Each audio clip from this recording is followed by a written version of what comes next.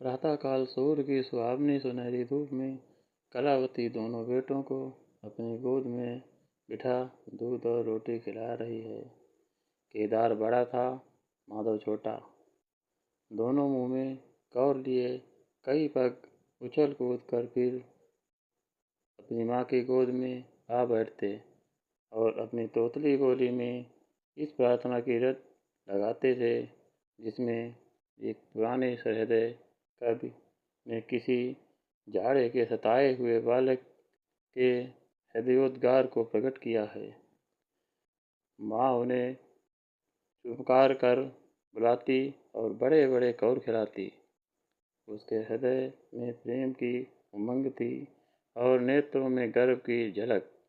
दोनों भाई बड़े हुए साथ साथ गले में बाहें डाले खेलते थे। केदार की बुद्धि चुस्त थी, माधव का शरीर चुस्त था।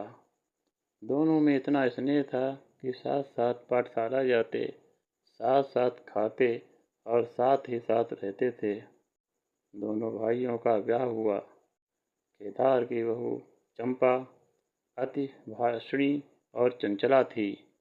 माधव की बहू श्यामा श्यामली सलोनी रूपरास की खान थी। बड़ी ही मधुभाषणी, बड़ी ही सुशीला और शांत स्वभाव की थी। केदार चंपा पर मोहित था और माधव श्यामा पर रीझे था, परंतु कलावती का मन किसी से न मिला। वह दोनों से प्रसन्न और दोनों से अप्रसन्न थी। उसकी शिक्षा दीक्षा का बहुत अंश इस व्यर्थ के प्रयत्न में व्यय होता था कि चंपा अपनी कार्यकुशलता का एक भाग श्यामा के शांत स्वभाव से बदल ले। दोनों भाई संतानवान हुए। हरा भरा वृक्ष खूब फैला और फलों से लद गया। कुत्सित वृक्ष में केवल एक फल दृष्टिगोचर हुआ, वह भी कुछ पीला सा मुरझाया हुआ, किंतु दोनों अप्रसन्न थे। माधव को धन संपत्ति की लालसा थी और केदार को संतान की अभिलाषा। भाग्य की इस कूटनीति में शनै शनै द्वेष का रूप धारण होता गया, जो स्वाभाविक था। श्यामा अपने लड़कों को सुधारने में लगी रहती थी। उसे सिर उठाने की फुर्सत नहीं मिलती थी। बेचारी चंपा को चूल्हे में जलना और चक्की में पिसना पड़ता।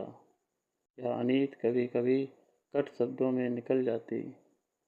श्यामा सुनती, कुड़ती और चुपचाप सह लेती, परंतु उसकी यह सहनशीलता चंपा के क्रोध को शांत करने के बदले और बढ़ाती रहती थी। यहाँ तक कि प्याला लबालब भर गया।